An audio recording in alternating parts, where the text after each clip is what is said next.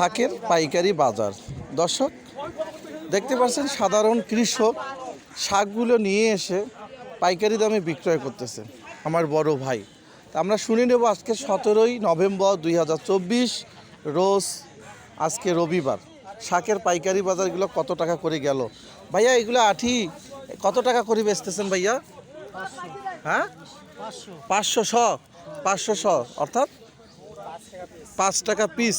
আপনারা কত করে নিচ্ছেন? এবং আমরা একটু অন্যান্য শাক দাম শুনি। এখানে এই যে লাউ শাকগুলো চাচা নিচ্ছে। হ্যাঁ ও চাচা, লাউ শাকগুলো কত করে নিলেন?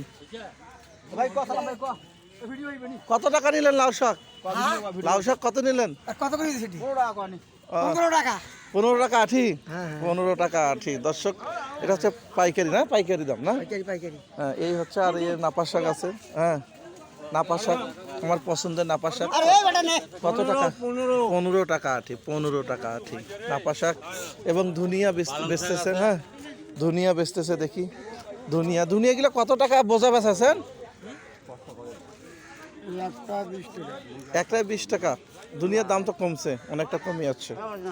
আপনারা কত করে নিচ্ছেন অবশ্যই কমেন্ট করবেন। এখানে আছে আবার পুঁই শাকটা দেখি নেই। বড় ভাই পুঁই শাক পাইকারি বেচাছেন কত ভাইয়া?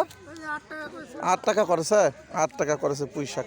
আপনারা কত টাকা নিচ্ছেন দর্শক কমেন্ট করে জানাবেন। নীলফামারী জেলা সৈয়দপুর ঢেলাপির হাটটা এখানে পাইকারি দরে শাকগুলো বিক্রি হচ্ছে।